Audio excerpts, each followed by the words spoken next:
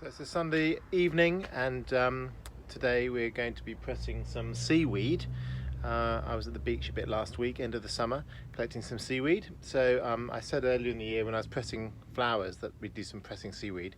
It's slightly different, so I'm going to show you how to press some seaweeds that I've collected. I brought them back in a bucket here, look. So you can see the seaweeds are in here. I put them in, they're in fresh water at the moment, give them a wash. And we're going to press those in a second. So I shall show you how to do that. So the things you might need or useful are some trays. These are kind of catering trays used for, I don't know, something to do with kitchens. I got them from a kind of kitchen suppliers. You can buy them online, about £5 each, I suppose. Other useful things, useful to have some tweezers or something that you can pick things up if they're fine. Useful to have maybe a few brushes. So these are just a couple of paint brushes to poke things around. Get hold of a syringe, quite useful for squirting water. Anything kind of pointy like a pencil or something like this, just to manipulate the seaweed, can be useful. I bought the seaweed back from the beach and I've just given it a wash, and it's in here, look, a whole different range of seaweed. Didn't want it to dry out, so I'm keeping it wet, but you do need to press it quite quickly. If you leave it too long, it tends to turn the water into jelly and then it starts falling apart. These are mermaid's purses, of course, so the eggs of rays and catfish, dogfish. So here's some seaweeds. I've put them in here, look, in the tray. I'm going to press some of these. So this is Irish moss, lovely seaweed, got lovely colours to it actually on the tips, look. So we're going to look at that, and then we're going to get some more out of here. Oh, this is a nice one. This is beautiful eyelash weed. Lovely name, beautiful eyelash weed, lovely fine edges. So we're going to press those. If you want to get some books, it can be useful. So these are good books, obviously, the Hamlin kind of shore guides, and lots of other, wildlife like birds and things. But this is the seashore book. It's a really nice book. It's got different things in there, look. Different types. That's the Irish moss that we were looking at just a minute ago. So that's a good book. This is an excellent book. This is Beachcombing and the Strand Line, by Steve Trewella and Julie Hackshaw. Really nice book, really good book, showing you lots of things you would find on the beach, man-made things and natural things. But there's a whole good section in here about seaweeds, and also about how to press seaweed, if I remember correctly. Yeah, so there's some good stuff in this one, really good book. And this is a really good book just in terms of identifying the seaweeds. There are a great number of seaweeds, it turns out, and lots of them are quite similar. So it's really, well, here we are, look, that's beautiful eyelash weed, another one that we just talked about. So there is beautiful eyelash weed, look, it's very distinctive edges, and it talks about the description. And then, here we are, here's an actual specimen. So we're going to be looking at seaweeds, and we're going to press a few of those. It's something I've been doing for a long time, and hope it's useful, hope you enjoy. Still time to collect some seaweeds this year, although seaweed, like other plants, it hadn't really occurred to me until I started collecting them.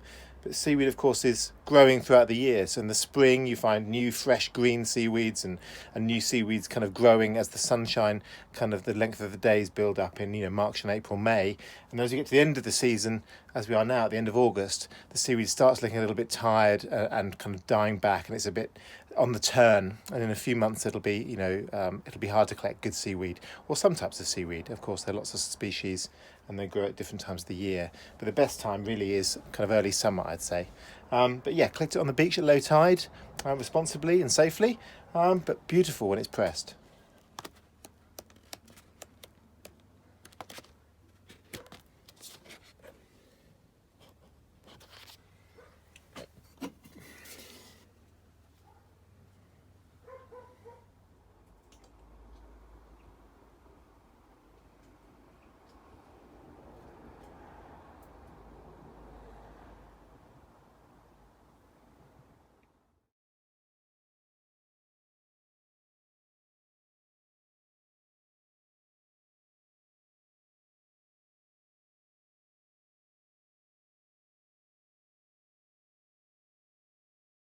Right, so we're going to get some seaweed, we're going to press it now. So it's very straightforward. First of all, I'm going to get some paper.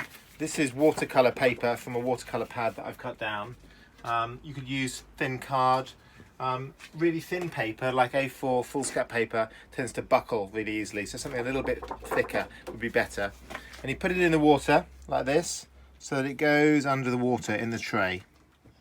So I'm deliberately making sure it's under the water like that. Oh, okay. Then I'm going to get my seaweed, so I might get a piece of seaweed, let's take this bit here, out of my bucket, and I put it onto here. And what you've got to do is you've got to arrange it in such a way that you're happy with it. So you're trying to make sure that it's not too messy, that it's laid out as you want it to be pressed. Because once it's pressed, you know, it's fixed forever in that position. So you want to then get rid of all the little other things you don't want, the marks or the bits of seaweed that snapped off.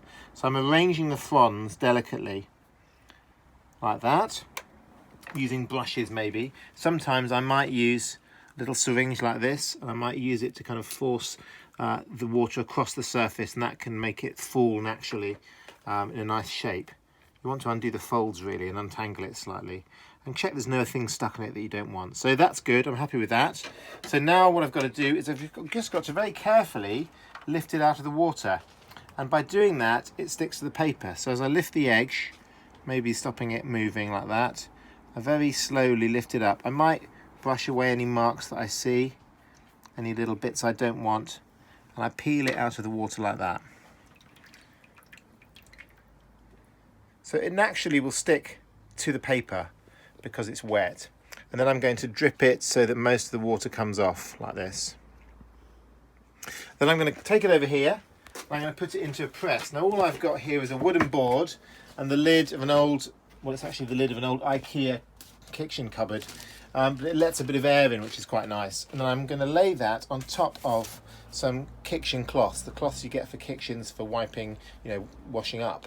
So get some of those, and I've laid that on top there like that. Now you can use newspaper and you can use cardboard as packing, but I've found that using these cloths, these kind of J-cloth cloths like this, you can use them again and again and again. I've had these for a couple of years. Are really good because they don't stick to the seaweed. You don't want this to stick to the seaweed. You want this to be able to peel off without sticking to the surface. So I'm going to lay that on top of the seaweed, look, like this. That's it, get in there, Freddie, can you see that? And I might put another one on there as well to soak up the moisture. Now I'm going to change these tomorrow or in a couple of days, and do it a few times to take the water away. You mustn't let them sit flat for a long time without changing them, otherwise it can go mouldy, and you don't want them to go mouldy. So I'm just going to get another bit of paper and quickly do another one. So again, paper, back over here, in the water. You get quite good at doing this. The seaweed, in this case, beautiful eyelash weed I mentioned earlier.